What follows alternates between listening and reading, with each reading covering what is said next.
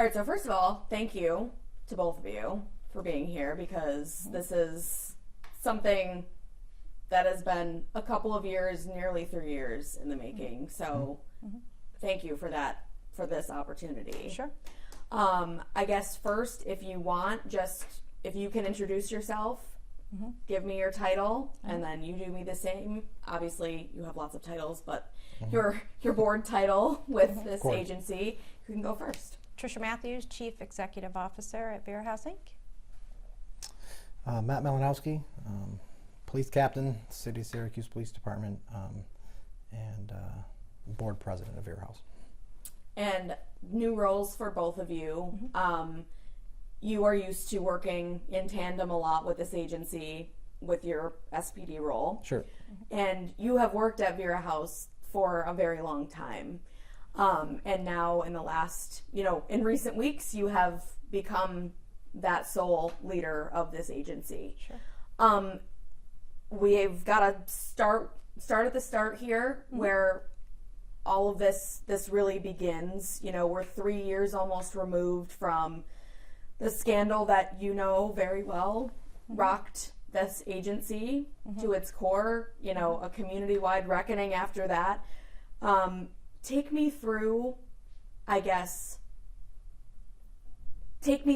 the hiring decision as you observed it, when all of this first happened, when all of this started. Where are you in all of this? Sure. So I came in 2023, in January of 2023, after this had taken place.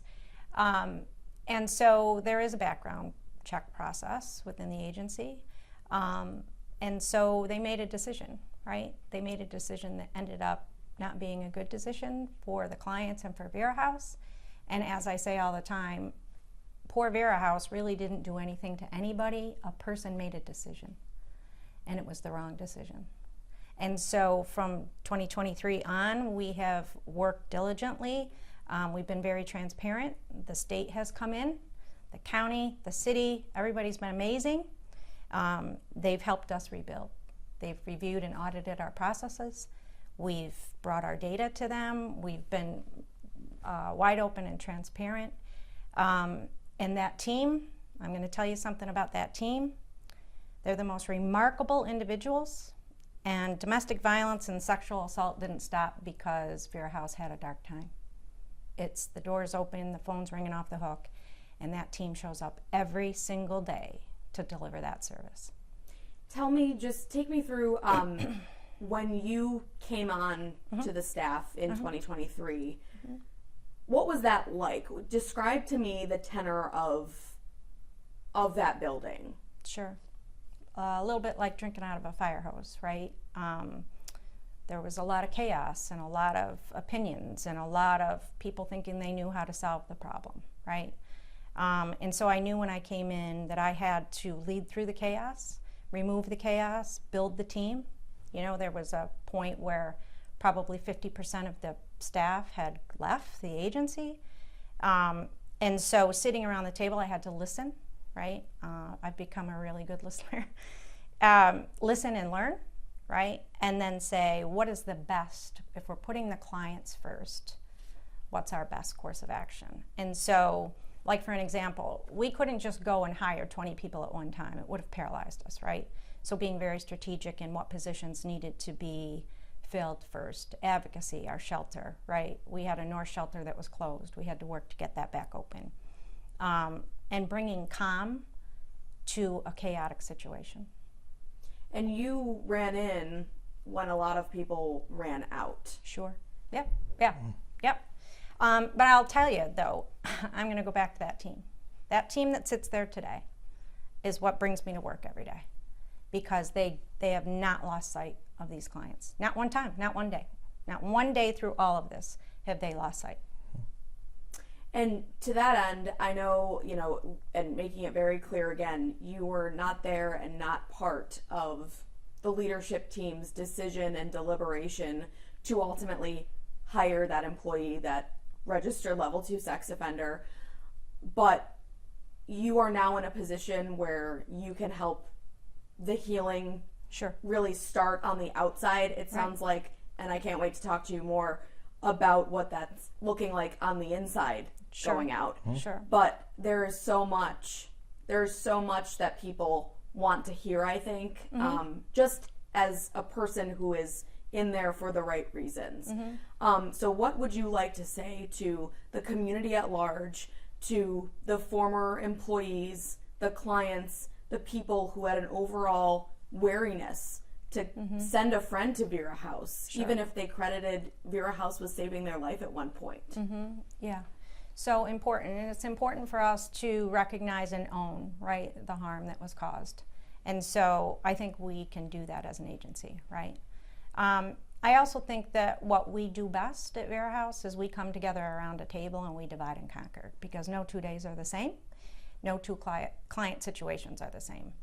I can tell you that what we talk about often is that these are stories that you can't unhear and visions that you cannot unsee for the rest of my life. And so we have to do better, we have to do more, and we have to build the right team, right? You have to have the right people around the table to do this work. And just because you're a survivor doesn't mean that you can work in this work. Maybe you're not at that place yet. So it's coming together to talk about, is today better than yesterday, right? And it's about how we navigate in this community and rebuilding the relationships, and that's what we've solely focused on, and I think you can see it. Rebuilding the relationships with the police department. They've been phenomenal. Rebuilding the relationships with the county. They've been amazing. Rebuilding the relationships with the DA. Look where we sit today with DA Fitzpatrick going to be the honorary chair for our White Ribbon campaign. He's been amazing to say, let me walk alongside you as you rebuild this agency. We can't do the work without the community. Plain and simple, we can't. And this community without a Vera House would be a very dark day. And we recognize that. So I recognize the responsibility that I carry, right, for this, and building trust. And I plan to do that every day through action. Not through, these are just words here today, right? So I have to, and the team, we have to collectively, as we get out into this community, build a level of trust so that people can trust us. That I know too that we have a level of responsibility when someone donates their money. We have to be efficient with how we spend that money. We have an obligation to not spend money frivolously because someone's taken money out of their pocket that they've earned, right? And we appreciate that because we can't do the work without it. And you're saying those are just words, but they're words that in many cases no one has heard someone speak from a leadership position of this agency. So thank you for sharing that. I mean, is there anything else that you would want one person, you know, who is just like, I don't see how there's a way forward here, but we've now got Matt here, who I'm going to ask you in a second about this, but and the DA, as you said, and just the partnerships, people are coming back into the fold as of how it used to be, how we know the agency to be. The DA said they're back. And that's a huge endorsement. It is a huge endorsement. And I think he's able to come back and say that because there's been 2 years of some work being done, right? So people can see that. I don't think there was a light switch that went off, right? I think it's that they've seen the work continues. I mean, last year alone, we had over 7,500 crisis calls that we took. I can't imagine what would happen with those people if we weren't here to do it. So we don't lose sight of the fact of the importance of our mission and the importance of the work that we do. And now for me and the team, getting out there and rebuilding the trust with the people of this community. And we've been very transparent. We've been very transparent with our funders. And again, I can't say enough about them. They've been remarkable, very supportive. And we will continue to be transparent. I welcome anybody anytime. I'll meet with anyone. If there's someone that has a doubt in their mind, I have no problem. Let's go for coffee. Let's sit down. Let's talk about it. Because I like to talk about the facts, and I also like to talk about the fact that we have to review our work, and we have to make sure what we're doing is making a difference. So we need to really, we have dashboards, we're paying attention to our numbers, right? So that we're not just saying, okay, I know we're doing a good job. We got to know we're doing a good job, right? We got to measure ourselves and hold ourselves accountable. And I would say something that's different between 2023 and 2024 is we've got about 10 more layers of accountability, holding ourselves accountable. And that people will be happy to hear that. Correct. Well, I think one of the biggest ways we violated the trust of the community was that hiring practice. So I think it'd be really important that you touch upon Sure. how we don't ever make that decision again. Right. And so the state came in and audited our background process and policy.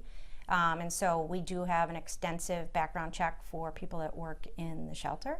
And it's through the state. And so that's a 28-year, they go back and review. And then we have a background check that everyone goes through in order to work just in the agency. And what we do is if there's any level of question, right, that comes back on a background check, we're reviewing it, and then we're going to be reviewing it with the board of directors, right? So no one's getting hired there unless we collectively as a group decide it's the right decision. And to both of you, it may seem like a silly question, but a simple yes or no.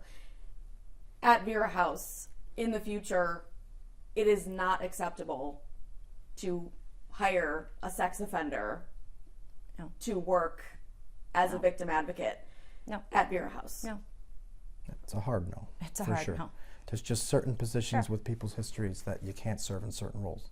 I've seen that in the police world. You know, maybe you've turned your life around, but we've said if you've made certain decisions, you can't be a police officer. And then part of the, joining the team here, it's just if there's certain things you've done in your background, you may have paid your time in society, but there's just still certain roles we just don't agree with people filling because of their past. So yeah, that's a strong no for us. And that just goes to more of my question. You recently took on as board president, and that's a big endorsement in and of itself, just based on your standing with the police department. I mean, the work that you do every day. Tell me why this was an important role for you to take, and at a time where it's so critical that the path forward is a clear and aligned one to make sure that this agency really survives.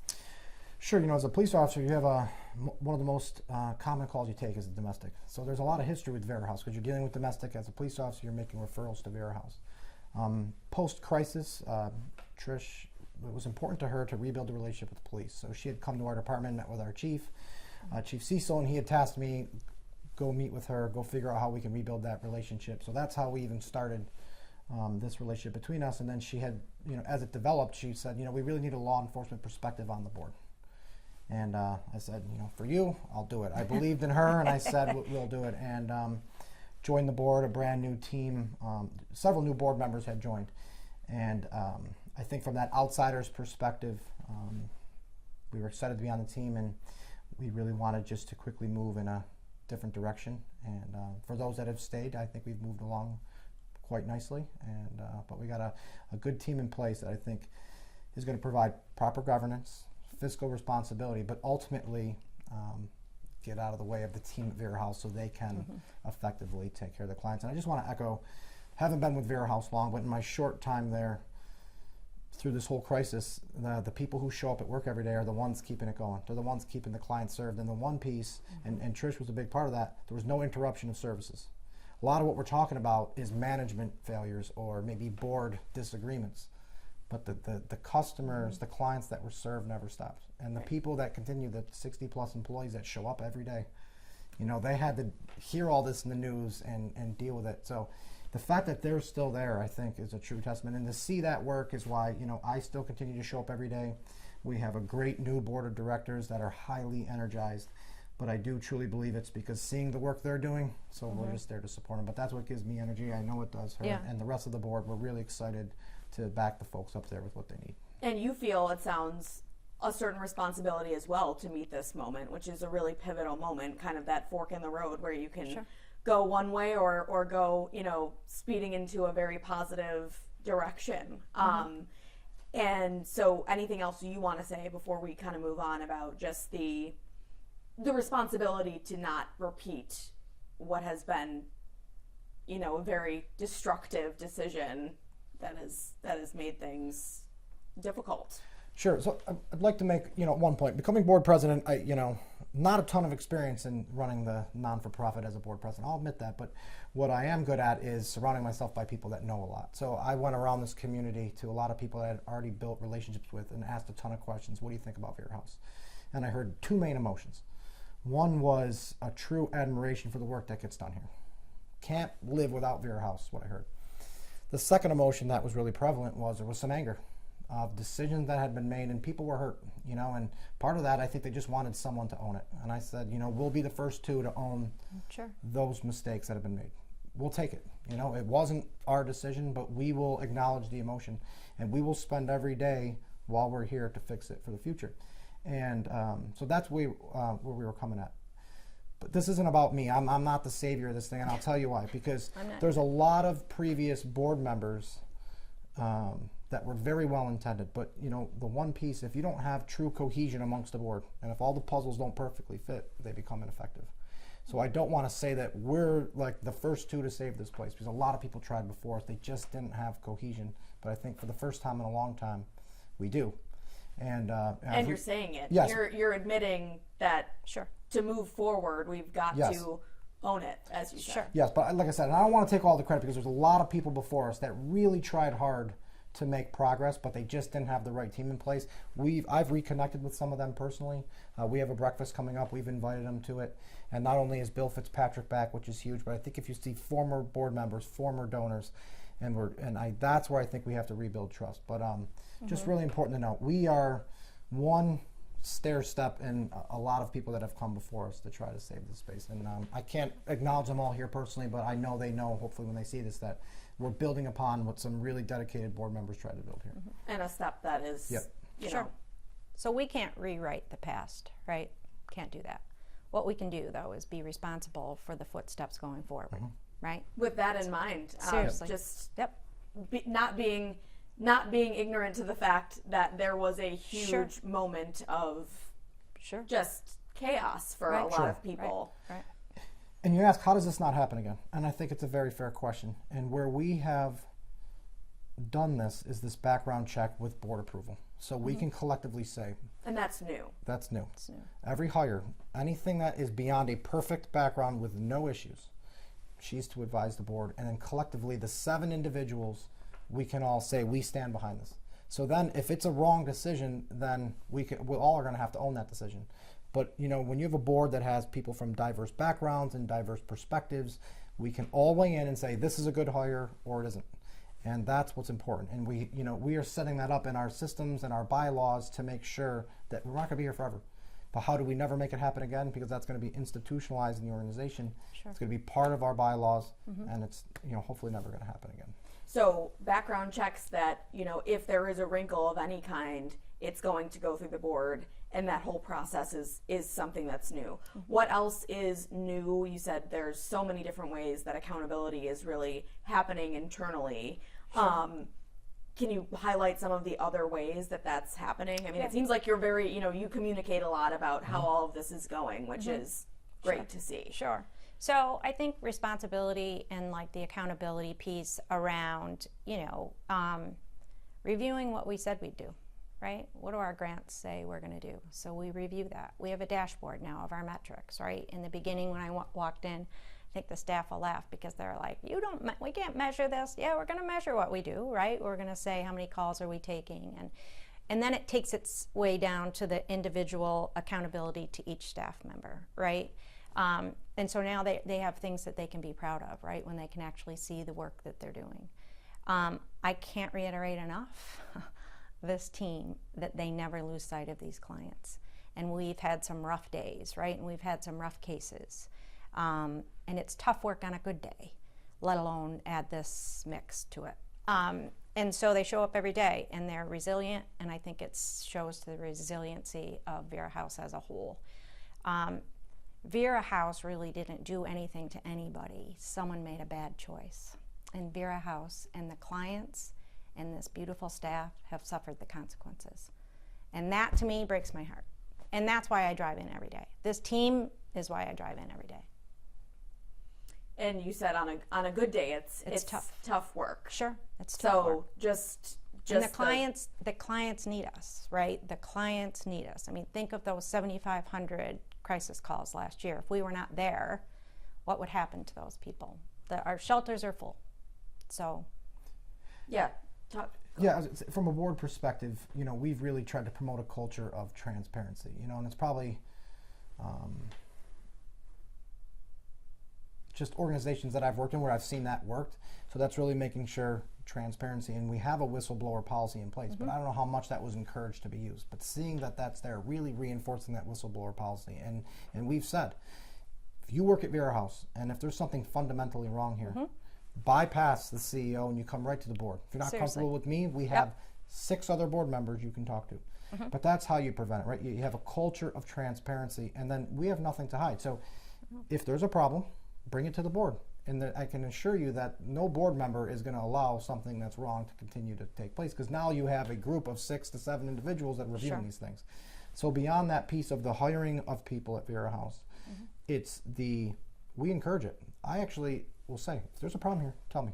You can go. And you won't make anyone feel intimidated for coming to you with that information. Totally confidential, you know, and that's important too. You have to have an avenue for people to speak up, and that's really the culture that we're trying to put there. Is that, you know what, be transparent. We have nothing to hide. But again, if you feel that something wrong, it's your duty to speak up. You shouldn't remain silent, because these are donor dollars that people that are giving to us and that we're spending. So you have a duty to be responsible with this. So if there's any misuse, call it out. Then we'll fix it.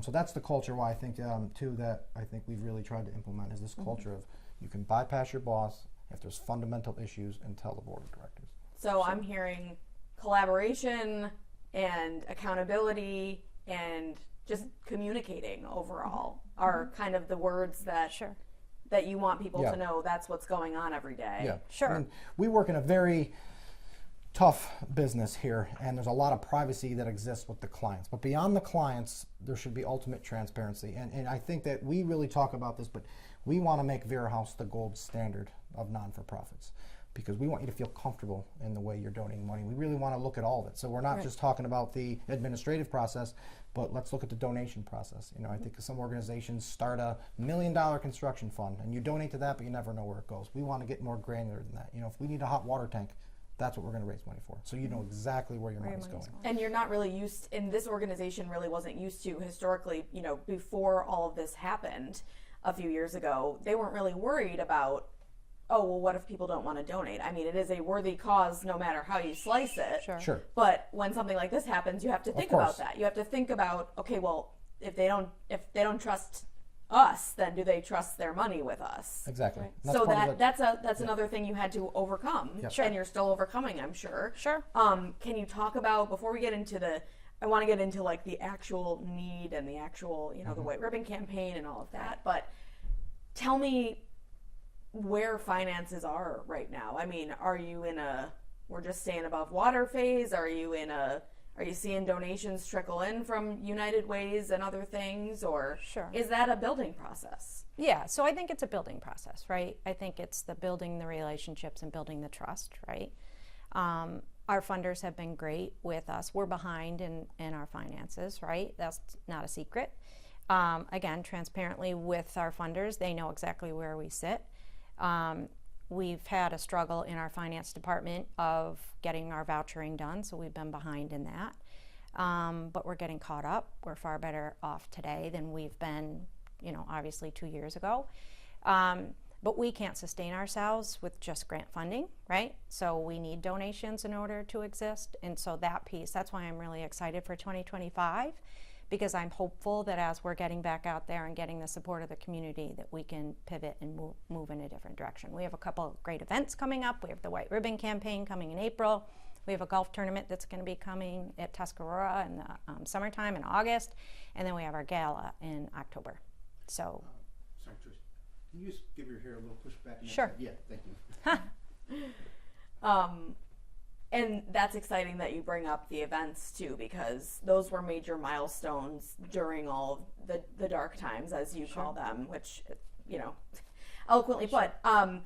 But you're looking ahead to those again, because those were, you know, things that people had on their calendars, and they were ready to buy tables, and they were ready to, you know, create a golf team, or however you want to look at it. But this is moving forward in your mind. I mean, just rebuilding, and that's exciting. It is exciting. How far in, I guess, how much more do you really need as far as donations go? I mean, are you seeing a trickle, or are you seeing just... Yeah, so, you know, we're seeing them come back, right? We're seeing donations come back. They're not where they were. You know, I think we have to do a better job at getting our statistics out there, right? So that people can understand the need and understand exactly what we do. Again, I'll keep going back to the 7,500 crisis calls last year. Most people probably don't know that. So I think we got to get down to those facts and get those facts out there and post them on social media. Maybe we can do another segment and talk about some of the services and do deep dives into what the services offer the community, because I think it would be really helpful for people to better understand that. We have a lot of services. We have, you know, 7 different directors that are abuse in later life and prevention education and the shelter and advocacy and steps and alternatives program, and, you know, keep going. And you're confident in all those staff members you have in place. Let me tell you, if I fall and bump my head tomorrow, that director team and that team down at 723 James Street, they got it. They got it. Tell me a little bit about, I guess, what do you want people to know? I mean, speak to someone who's considering their donation, whether or not they're making that donation that they stopped for a couple of years.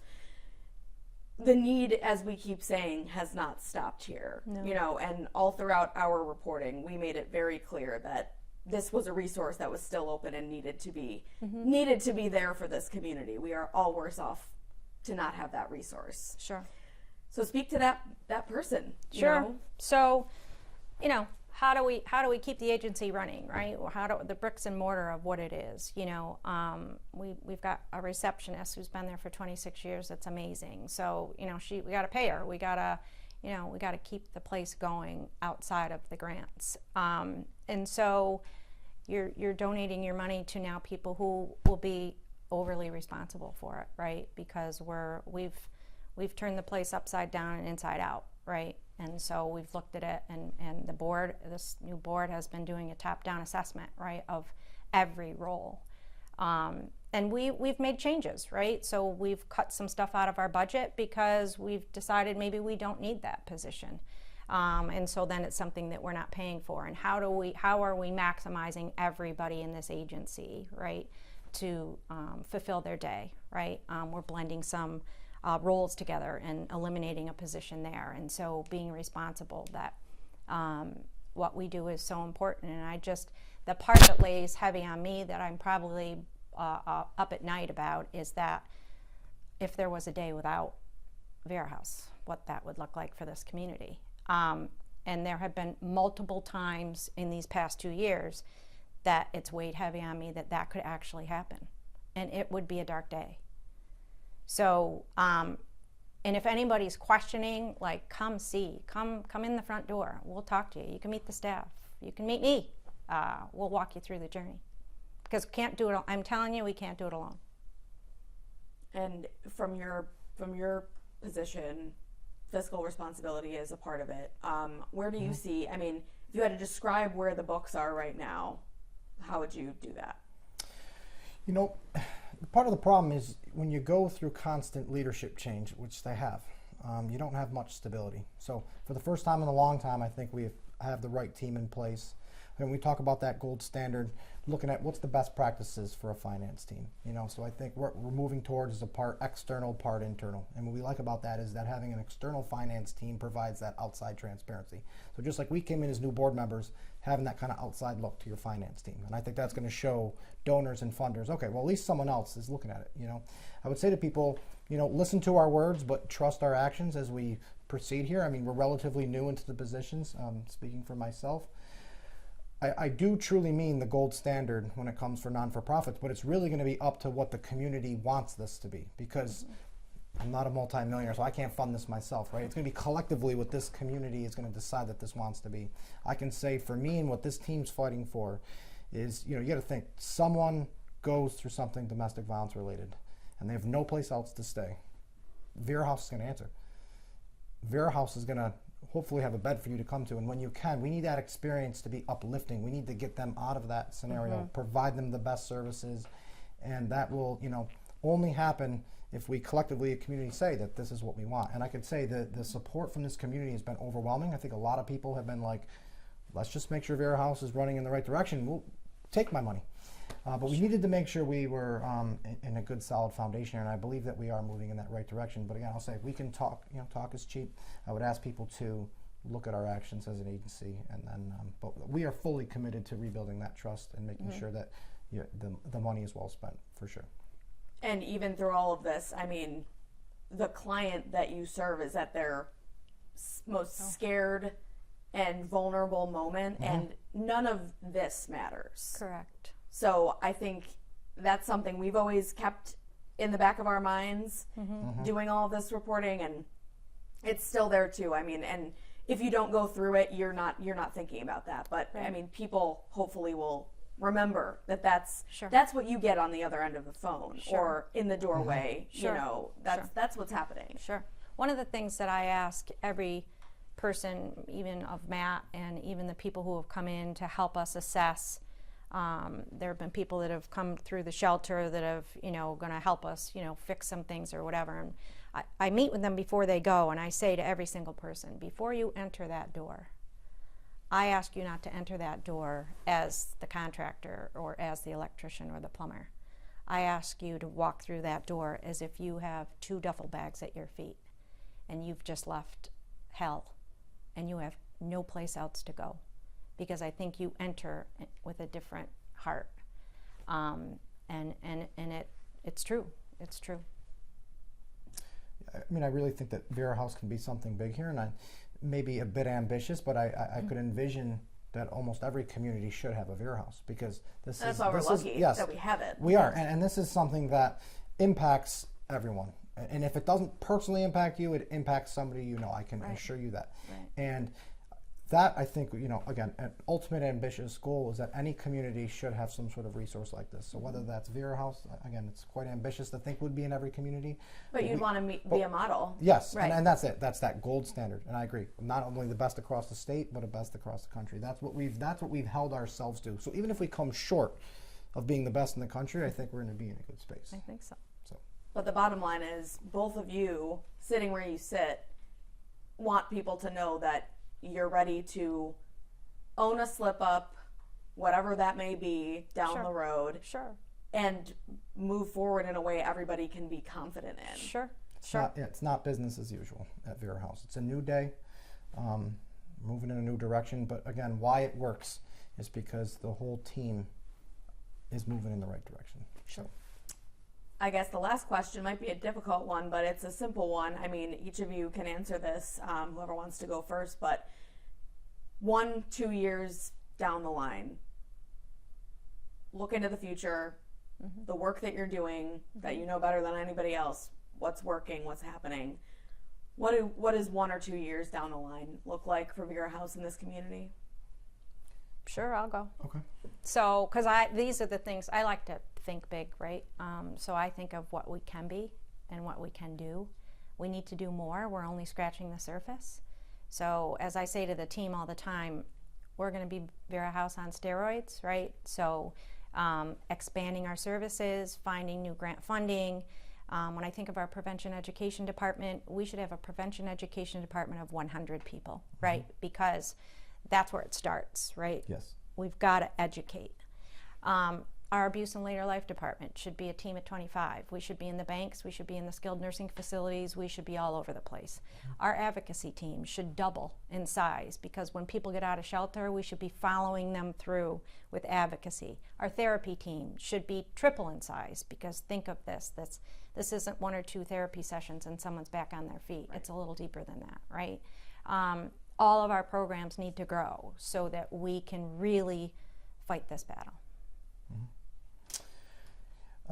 For me, and again, not just through the police lens, we learned this as a police department, that maybe the best response, especially with mental health calls, was that co-response. Go with the experts in the mental health field and police. And I think we've come to realize, and with Vera House, is that police are really good at solving a problem at that moment. We can solve a domestic at that moment, but are we going to be able to solve the issues going on in that family long The term. lasting effect. And that, I think, is the point why Vera House is important. So we talk about what's the ultimate solution here. I do think we can really work towards that ultimate goal of, I don't know if it'll ever be over, but really reducing domestic violence, but having that police role co-response with Vera House is going to be super important. And again, we do aim big. We have a breakfast coming up. We want that thing to be sold out. We have a gala coming up. We want it to be the gala of galas. That's the one everyone goes to, because it's just something we can rally around. But we really want to build excitement around it. So we're really looking forward to the future. Again, we have a really energetic team, especially the people working back at Vera House. So we're excited for it, and we really just want to, transcend that to the rest of the community. This is something that we can finally start rallying behind. Thank you for taking all of my questions, the harder ones, Sure. the easier ones, because you know what you're doing every day, and you go in with your goal. Is there anything else that you want people to know? I mean, this is Sure. just your time to. I mean, this is the first in-person interview, and Sure. not a statement and an unanswered email or phone call or something. Right. Because this is what we've wanted to do. We were there at the beginning when things were the most bleak. Right. But we want to also help to usher in what you're talking about as getting back to the mission, and that's what you're known for, and that's what you're getting out Sure. into the community. Right. So I think that it's, I think this is great. And I think if you're out there and you're hearing things that people maybe feel like they don't know, or there's a misconception, and you need me to come back and sit here so we can clear the air and talk about facts and be truthful and transparent, I'm happy to do that. We can bring part of the team if there's a particular rumor mill or something that we need to squash, help to be that advocate for us. Because again, we're transparent about what we're doing. We are back to the mission. We are focusing on the client first, right? And so that's what I would want people to know, and that we're committed, right? We're committed to this mission. It's what energizes us to drive in every day. I would say as a leadership team, we own the mistakes of the past. We want to rebuild trust, and that's what we would ask, because no organization is perfect. It's comprised of human beings at the end of the day, and sometimes there's some missteps. But overall, I believe the team's moving in a great direction, and I would ask that people take the opportunity to, again, hear our words, trust our actions, but give us a chance to earn your trust, because ultimately, at the end of the day, it's about serving the people, and really, that's what's important to us. But it's really just, again, spending the next few months, years, rebuilding that trust to get it back to where it was. And I thank you both for doing that, for having this conversation, because it is a step that needed to happen. Sure. Because, Thank you for having us. Yeah, and we need Vera House here.